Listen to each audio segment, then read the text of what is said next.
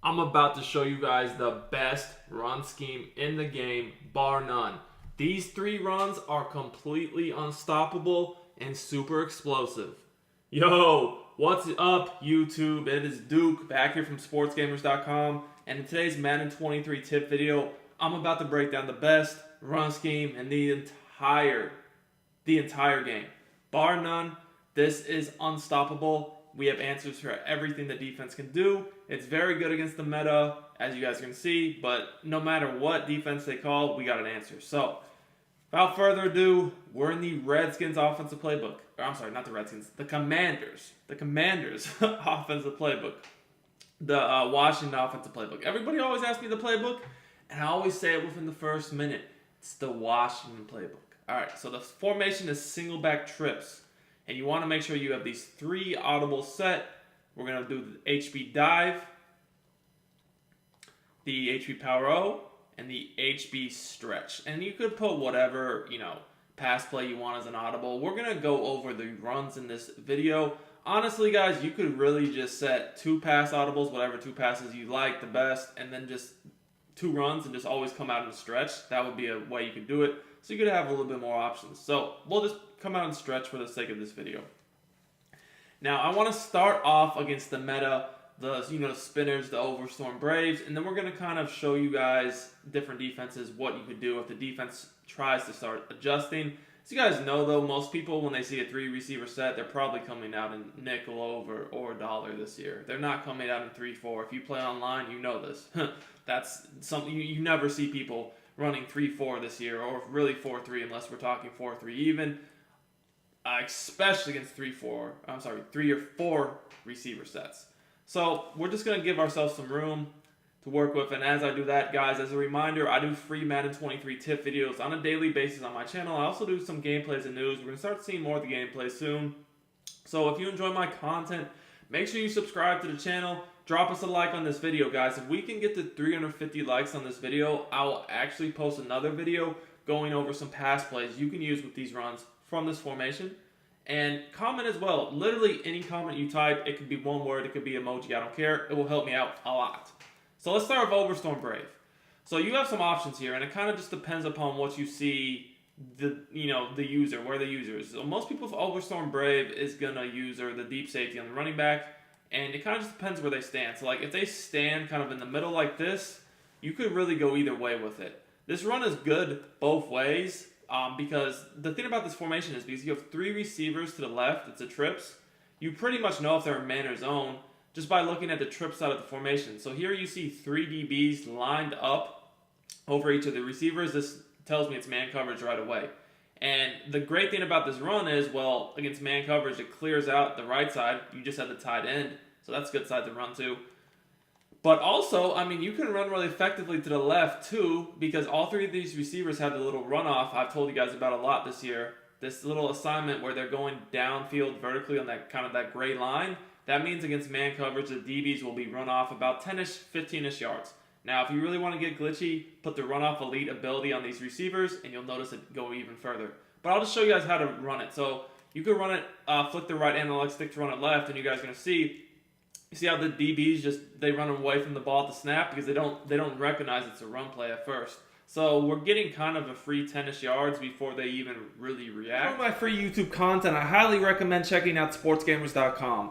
This is where I post all my premium content for Madden 23.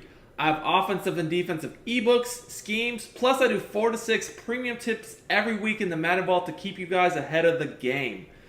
Our best offer yet is the Sportsgamerz Madden VIP membership. This is the best Madden membership anywhere on the net, the best content at the best price. You get access to the entire site for only $24.99. This means all of our eBooks, all of our Madden Vault tips, plus you even get access to our meta reports and our exclusive VIP members-only community. I also do one-on-one coaching as well for you guys that are interested in that. See you at sportsgamerz.com. If you're serious about winning more games, I will post a link in the description as well as in the comments. And past that, it kind of just depends. You can make a miss, break a tackle, whatever. But, I mean, that's a very solid run. We ended up getting, maybe 14-ish?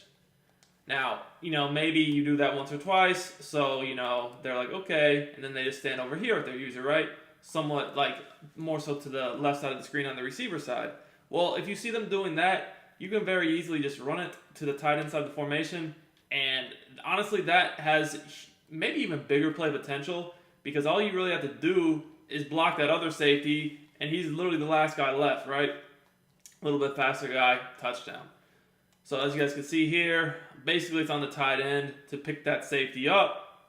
He does actually a great job. It's just that I guess a DB across the field was able to run us down almost, whatever. So as you guys can see, the nickel over Storm Brave, not really gonna do it.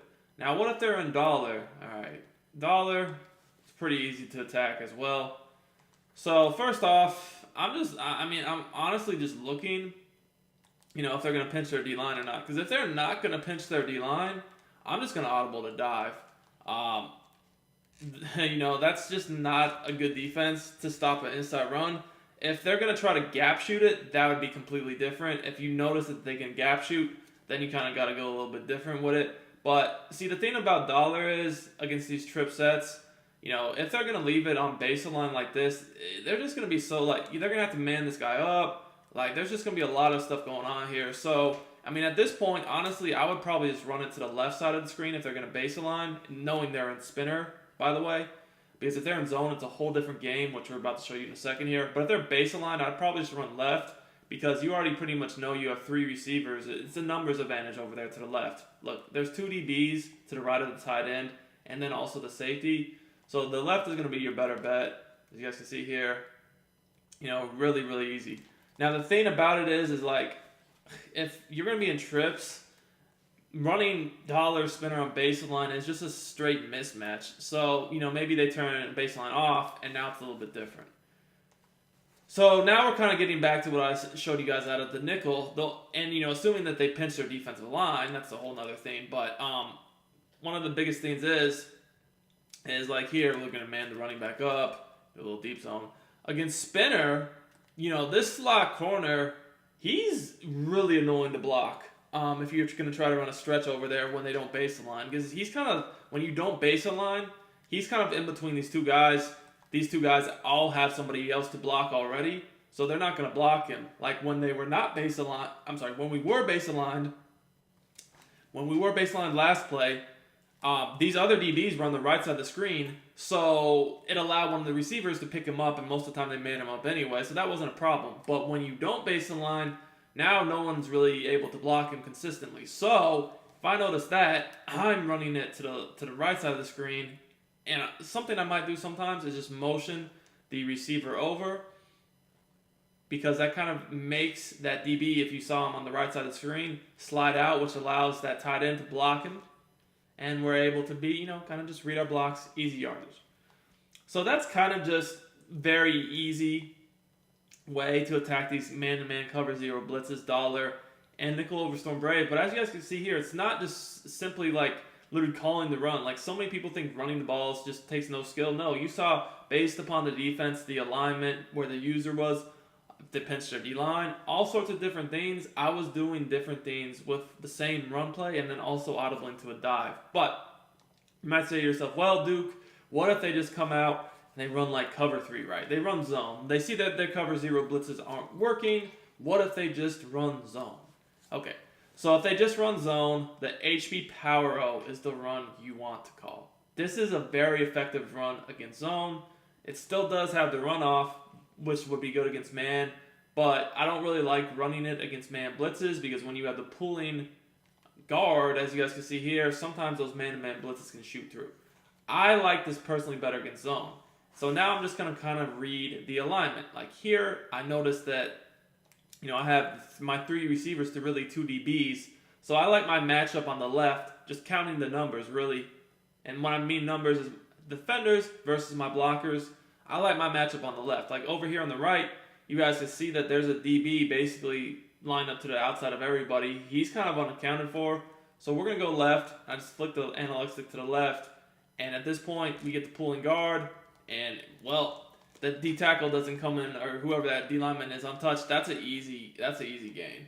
And he shouldn't really do that. He should get blocked just like that. At least slow down. So I am able to get some solid yardage just like I did there. If you guys take a look at the replay, you'll see why this was so effective, you know, you're seeing that my receiver right here, he, like I said, we have the numbers over here. There's 3 receivers versus those 2 DBs. That means 89. He can kind of just go get whoever he needs to. As here, he gets that linebacker. I would really have liked my pulling guard to do a better job. You know, maybe we could have got an even bigger room. But still, I mean, that's a very solid little piece of yardage right there. Oh, if I wanted to run to the right against zone coverage, I definitely could.